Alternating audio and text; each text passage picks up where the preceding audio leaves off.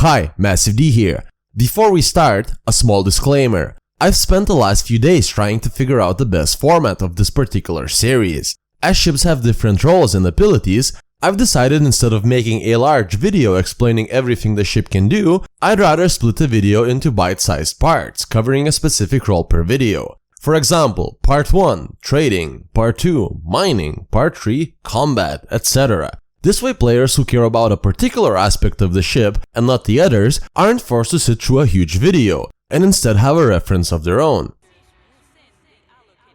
When beginners ask me which ship should they aim to get after they already got their Asp Explorers, I always tell them to go for the Python.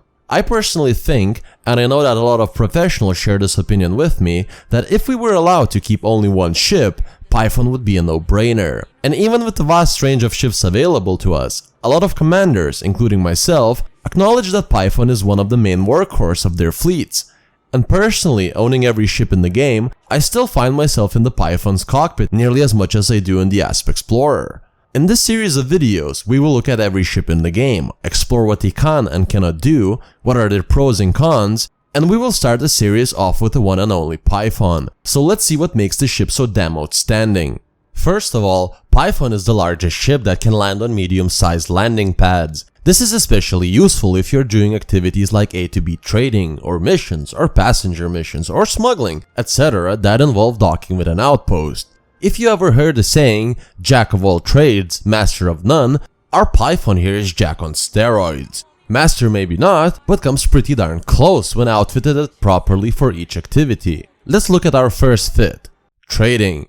I have a build here that can earn about 6 to 8 million per hour simply doing A to B loop trading. Sure, trading anacondas can earn up to 10 million, and cutters can top every other ship in the game right now with a whopping 16 million per hour. And yes, trading Python is not quite there, but if you need a quick couple of millions but don't own any of the large expensive ships, Python will do just fine. The build itself exploits Python's native toughness, which allows for the big optional internal slots to be fitted mainly with cargo racks, keeping just enough protection to deflect interdictions. To begin with, I don't carry any weapons while trading. This is obviously a style choice, and if you prefer to fight while carrying cargo, it's entirely up to you. But personally, I think that messing about with NPCs while doing A to B reduces your income per hour, and it's much more efficient to submit and immediately frame shipped away into the next system.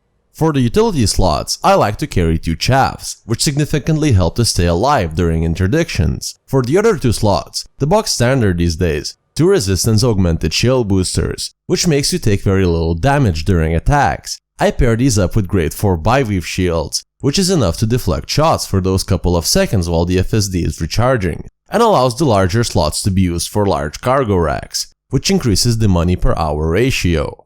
Now, for the core internals, it really doesn't matter what you use while trading. I use the same modules I use for combat. I will talk about these more in the combat part of the review, but for now, since they have no influence towards the trading itself, I will skip them entirely and talk about optional internals instead.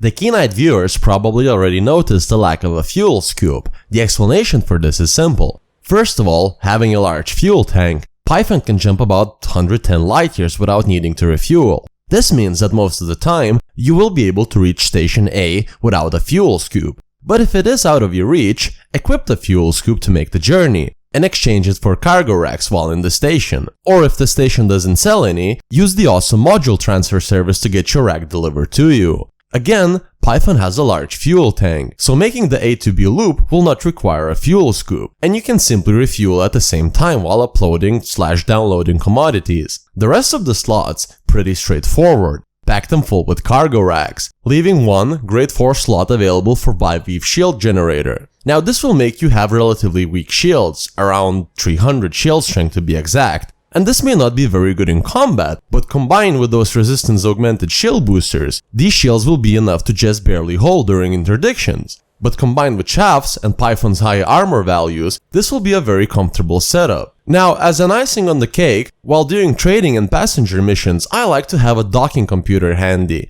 Being able to let your ship autopilot down the pad will give you time to use the galaxy map to set route back to previous station, which saves time. Or have a cigarette.